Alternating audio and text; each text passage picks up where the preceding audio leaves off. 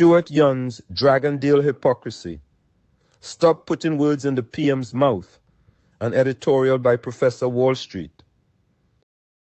The man who lost the OFAC license now criticizes those working to restore it. Stuart Young's recent Facebook tirade accusing Prime Minister Kamala Persad-Bissessar of gaslighting the nation over the Dragon gas deal represents breathtaking political hypocrisy. The former energy minister who presided over the loss of Trinidad and Tobago's OFAC license now criticizes the administration working to restore what his government destroyed. Two respected political analysts, Dr. Indira Sagwan and Dr. Shane Mohammed, have exposed Young's tactics as deliberate misrepresentation and false narratives designed to undermine public confidence ahead of the Tobago House of Assembly elections. Their message is clear. Stop putting words in the Prime Minister's mouth. Young's post is a masterclass in projection, accusing others of sins he committed while in office. He speaks of gaslighting while distorting the PM's actual statements. He demands transparency while his government operated in secrecy.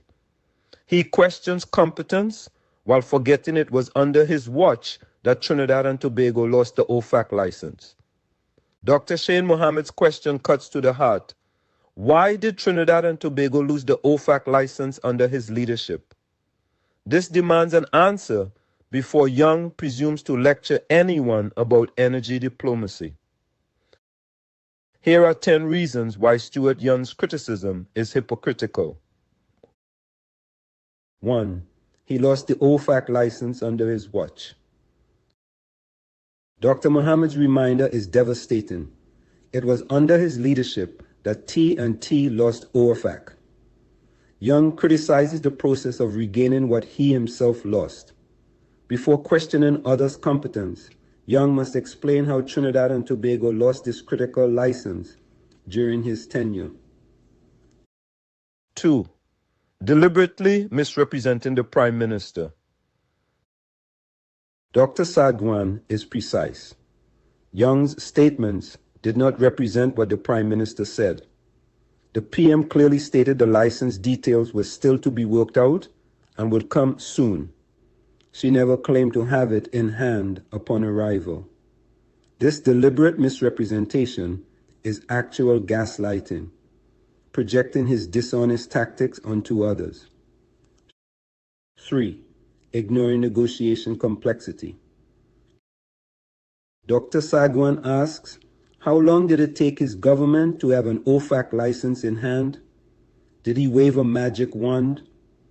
Young suggests international negotiations should be instantaneous. The PM's honest acknowledgement that the process is ongoing represents transparency, not weakness. 4.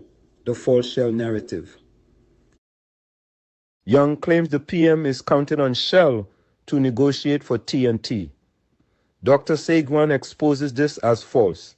The Prime Minister made it clear that she is prepared to go to Venezuela for negotiation talks. Young fabricates a position the PM never took, then attacks her for it. 5. The election timing. Dr. Mohammed identifies Young's motivation. The THA election is upon us, and this is also to make the government look bad. Young's concern isn't patriotic, it's cynical political calculation before a crucial election. 6. Creating false narratives.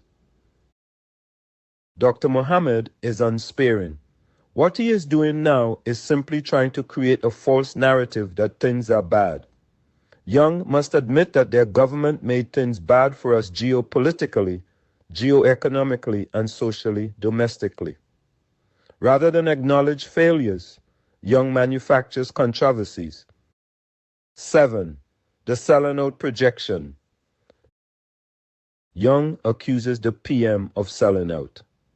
This from a man whose government presided over economic decline, rising poverty, and loss of crucial licenses. Who sold out Trinidad and Tobago, the government that lost the OFAC license or the one restoring it. 8. Disrespectful language fabrication. Young claims the PM used harsh and disrespectful language toward Venezuelan leadership. Dr. Sagwan refutes this. I have not heard the Prime Minister use any disrespectful language with respect to any member of the Venezuelan government. Young invents criticisms that don't exist. 9. Undermining international standing. Dr. Mohammed notes the PNM made things bad for us geopolitically. Young's attacks continue this pattern. By publicly attacking diplomatic efforts, he undermines our negotiating position with the U.S. and Venezuela for partisan gain.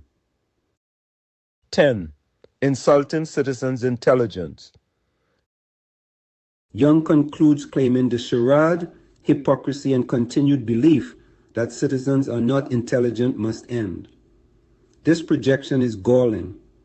Young believes citizens won't remember he lost the OFAC license, won't notice his misrepresentations, and won't see through his transparent timing.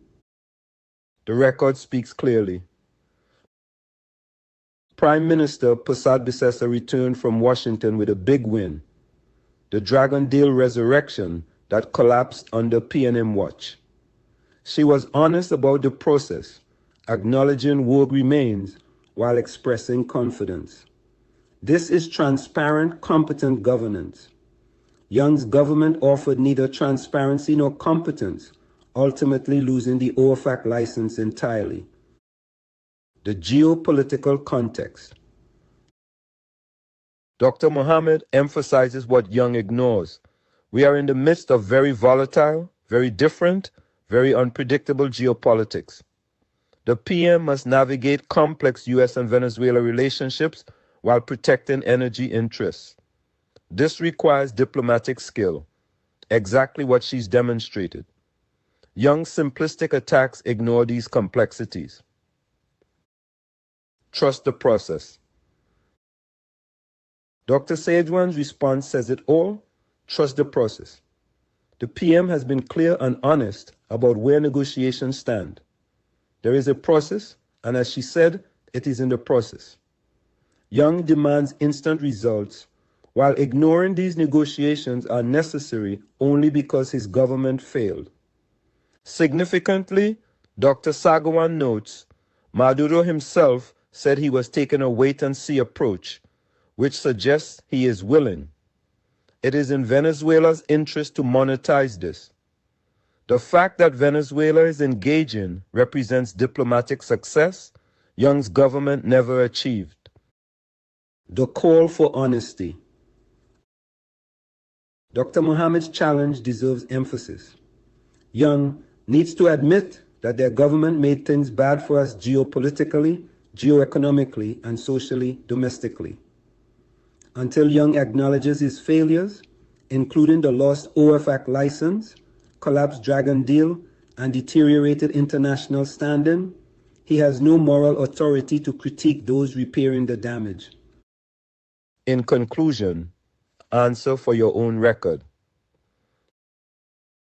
Dr. Sagwan's call for Stuart Young to stop putting words in the Prime Minister's mouth demands responsible opposition politics. Young's deliberate misrepresentation, projection of his failures onto others, and transparent T&T election timing reveal an opposition leader prioritizing partisan advantage over national interests. The facts are clear. Young lost the OFAC license. The Dragon Deal collapsed under PNM tenure. International standing deteriorated under his leadership. Now, as PM Prasad Bisesa works to restore what was lost, Young manufactures controversies rather than acknowledging failures. Dr. Mohammed's question remains unanswered. Why did Trinidad and Tobago lose the OFAC license under his leadership? Until Young answers honestly and accepts responsibility, his attacks ring hollow.